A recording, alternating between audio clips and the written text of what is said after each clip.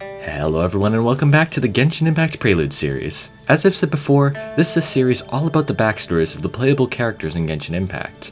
I will only be going into the stories on the character pages, so there may be potential story spoilers for some characters. This also means I won't be going into the manga or story unless their events are mentioned in the character stories. Also, if you like this video, consider subscribing.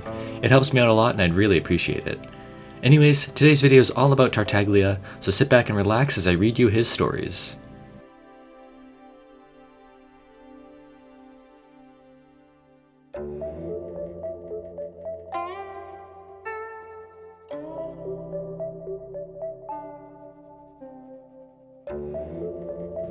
Despite holding one of the most senior positions in the Fatui as one of the 11 Fatui Harbingers, Child very much looks like the young adult that he still is. He is a wolf in sheep's clothing, however, for under the cheerful and confident appearance lies a deadly swordsman. He is the youngest among the Harbingers, but one of the most dangerous among their number. That said, Child doesn't seem to fit in well with the others. As a fighter first and foremost, he is quite at odds with this organization of deceit and treachery.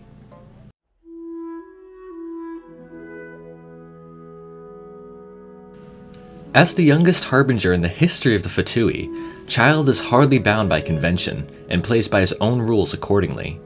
Though this lone wolf is not so well received by his peers and is also at odds with their methods, his cavalier demeanor hides a responsible watertight meticulousness. He is a proud man of his word. Even if the promise he makes is absurd, he will never break it. Be it exterminating all the dragons inside their lairs, venturing into a domain of extreme danger, or single-handedly overthrowing the territory of a nobleman, he not only keeps his promises, but does so with finesse and surgical precision. As the Harbinger's vanguard, Child always appears in the vulnerable underbellies of Snezhnaya's enemy states, striking as a conflict is about to erupt.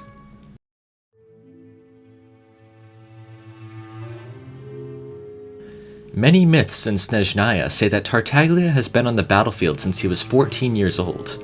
Oddly enough, at that young age he already seemed to be a skilled slaughterer with mastery of many forms of martial arts. But more terrifying than his skill in combat was his passion for it. Perilous battles would only excite him, and terrifying foes would exhilarate him all the more. Child's arrogance and conceit are derived from honing himself across countless battles, and from unmatched combat experience. On the other hand, because they fret about the way his quarrelsome personality tends to invite unwanted trouble, the other Harbingers constantly try to get him sent on missions to places as far from Snezhnaya as possible, so that they can avoid the fallout. This man is incomprehensibly ever in the eye of the storm, and these unusual experiences have also made him quite the show-off who revels in the praise of others. Unlike other members of the Harbingers, who prefer to keep a low profile, Tartaglia will often go to watch public performances, occasionally even becoming part of the show himself.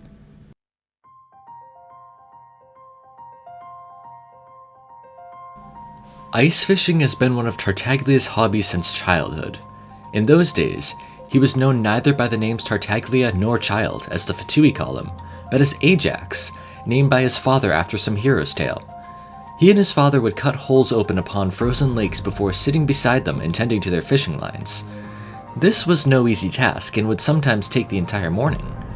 But whether it was chiseling away at the thick ice or the long waits in between catches, he was always accompanied by his father's unending tales of adventure. These were stories of his father's adventures from when he was young, and they became the future that Tartaglia secretly envisioned for himself.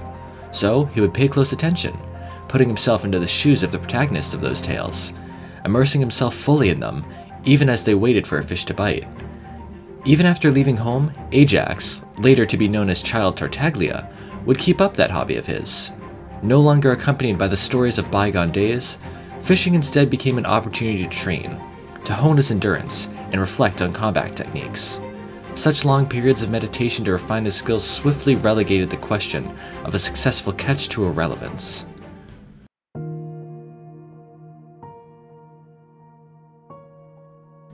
Unlike what the rest of the world may think, Tartaglia was not born with his exceptional skills in battle, but he would never speak to anyone about that critical, fateful encounter of his. When he was 14, he fled his monotonous life at home with nothing but a short sword and a bag of bread in hand. That 14-year-old boy got lost in the snowy forest. Pursued by bears and wolf packs, he lost his footing and fell into a bottomless crack in the Earth's surface. There, he witnessed the endless possibilities of another ancient world. There he would meet a mysterious swordswoman. Or perhaps one should say that this dark realm had sensed the burning ambition in the boy's heart. This darkness was something that Harbinger child could never again delve into. In those 3 months, the swordswoman taught Tartaglia how to pass through the abyss unhindered, and more importantly, nurtured the ability to stir up endless havoc from within Ajax's trouble-mongering nature. No one knew what happened within that darkness during those 3 months, nor would Ajax ever speak of this to anyone. When his worried mother and sisters finally found him in that forest, only 3 days had passed in this world.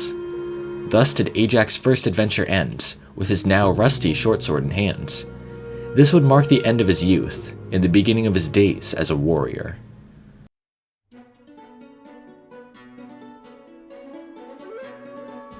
By the time he returned home, the young man was no longer the same.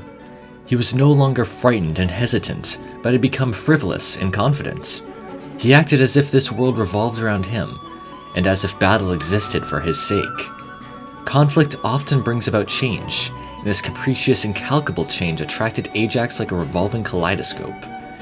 In the eyes of his father, that third son that he had so worried about changed for the worse, bringing much uncalled-for havoc to the seaside village of Morpisac. Or perhaps it would be more accurate to say that Ajax had become a nexus of strife, for no matter where he went, fights and squabbles would follow, and he reveled in it. Ultimately, after a huge brawl that was pacified with some difficulty and with some near-fatal misses, his father had no choice but to hand his beloved son over for conscription into the Fatui. He hoped that the strict military training of the Fatui could hone his son's temper, but wound up watching fully armed troops get the stuffing beaten out of them by a mere child. This was a great disappointment to his father, but it also caught the attention of Pulcinella, the 5th Harbinger. Shocked by Ajax's great strength and curious about how he invariably became the Eye of Vortex of Discord, Pulcinella inducted Ajax into the Fatui under the pretext of meting out punishment, ordering him to start from the bottom and take up the duty of serving the Tsaritsa.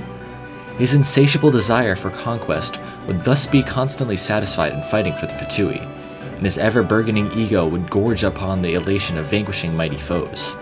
Until at last, Ajax was chosen to be one of the Fatui Harbingers, donning the mantle of Child Tartaglia, and becoming one of the most powerful people in Snezhnaya. But becoming Tartaglia was far from his end goal. To someone who sought to conquer the world, this was but a tiny step in his journey.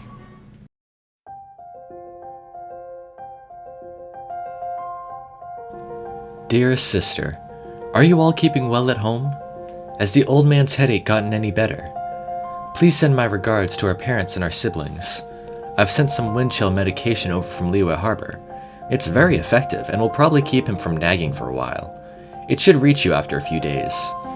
Apart from our father's affairs, I naturally haven't forgotten about gifts for you all. This letter should come with 2 kites from Liyue, a rattle drum, 2 porcelain dolls from Inazuma, and a crate full of various snacks. And please break it to Anton that the residents of Liyue are just boring old ordinary humans like us. They are not made of stone, and they don't even eat stones. Do not fret for my sake, Tonya, and refrain from making trouble for anyone at home. I'll be home soon. When I have seized the 7 stars of Liyue and laid them at the feet of Her Majesty the Tsaritsa, I will take the first ship home, just as I promised. And you know how I always keep my promises. Yours faithfully, your loyal knight.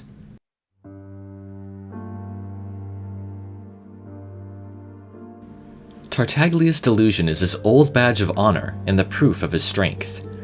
He still remembers with perfect clarity the day when he received his delusion and ascended to become a member of the Harbingers. As he stood before the cold, stern Tsaritsa, the jester, the very first of the Fatui, personally pinned this insignia onto him. It was his reward for slaying many terrible beasts, and a memento of countless battles.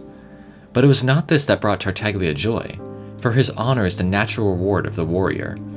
Nor did he pay any mind to the odd looks his new colleagues gave him, for the opinions and bellyaches of others meant nothing to him. The sight of the Tsaritsa on her lofty throne alone stirred the young man's heart with respect and admiration, not merely because she opened the way for him to find an abundance of looming battles, but also because of the way she looked upon him. Her gaze was cold, but pure, arrogant, yet sharp, She was not only the sacrosanct Cryo-Archon, but also a true warrior. Thus did Child, having receiving his delusion, swear an oath of fealty to the one and only Tsaritsa of Snezhnaya. And those are all of Tartaglia's stories. He is a big part of the Liyue Archon quests, being the main villain while also becoming a weekly boss. He also has his own story quest for travelers to enjoy. Anyways, thank you so much for watching. I really hope you enjoyed this video. Have a wonderful day, and I will see you all in the next video.